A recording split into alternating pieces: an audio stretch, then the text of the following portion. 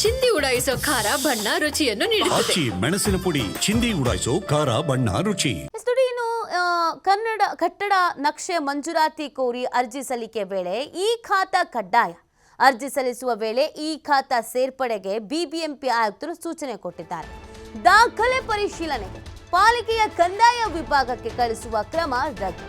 July 1ರಿಂದಲೇ ಈ ನಿಯಮ ಜಾರಿಯಾಗ್ತಾ ಇದೆ ಅಂತ ಆಯುಕ್ತರು ಹೇಳ್ತಾ ಇದ್ದಾರೆ. ಈಗಾಗಲೇ ಇಒಡಿಬಿ OBPS ತಂತ್ರಾಂಶದ ಮೂಲಕ ಕಟ್ಟಡ ನಕ್ಷೆಯನ್ನ ಮಂಜೂರಾತಿ ಮಾಡಲಾಗ್ತಾ ಇದೆ. ಕಟ್ಟಡ ನಕ್ಷೆಯ ಮಂಜೂರಾತಿಯನ್ನ ಕೋರಿ ಅರ್ಜಿ ಸಲ್ಲಿಕೆ ವೇಳೆ ಈ ಖಾತವನ್ನು ಕಡ್ಡಾಯವಾಗಿ ಸಲ್ಲಿಸಬೇಕು ಅನ್ನುವಂಥದ್ದನ್ನು ಹೇಳ್ತಾ ಇರೋದು.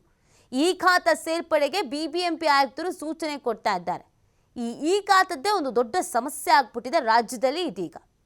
ಈ ಖಾತಾ ಓಪನ್ ಆಗಿಲ್ಲ, ಈ ಖಾತಾ ರಿಜಿಸ್ಟರ್ ಆಗಿಲ್ಲ, ಈ ಖಾತದಿಂದ ಸಮಸ್ಯೆ ಆಗ್ತಾ ಇದೆ, ಈ ಖಾತಾ ಇಲ್ಲ ಅಂತಂದರೆ ಏನೂ ಮಾಡೋದಕ್ಕಾಗಲ್ಲ. ಇದೆಲ್ಲದರ ನಡುವೆ ಈಗ ಇನ್ನೊಂದು ಬಿಬಿಎಂಪಿ ಆಯುಕ್ತರೇ ಈ ಒಂದು ಸೂಚನೆಯನ್ನು ನೀಡಿರೋದು. ದಾಖಲೆ ಪರಿಶೀಲನೆಗೆ ಪಾಲಿಕೆಯ ಕಂದಾಯ ವಿಭಾಗಕ್ಕೆ ಕಳಿಸುವ ಕ್ರಮ ರದ್ದು. ಜುಲೈ 1ರಿಂದಲೇ ಈ ನಿಯಮ ಜಾರಿ ಆಗ್ತಾ ಇದೆ ಅಂತ ಖುದ್ದಾಗಿ ಆಯುಕ್ತರೇ ತಿಳಿಸಿದ್ದಾರೆ.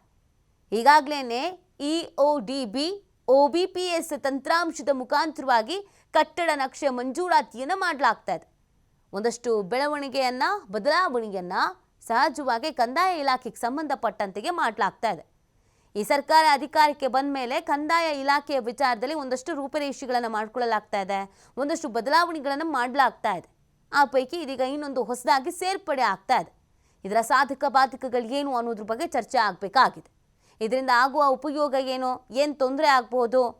ಈಗಾಗಲೇ ಕೆಲವೊಂದಷ್ಟು ರಿಜಿಸ್ಟ್ರೇಷನ್ ಸ್ಟಾಪ್ಸ್ ಆಗಿಬಿಟ್ಟಿದೆ. ಕಾರಣ ಈ ಖಾತಾ.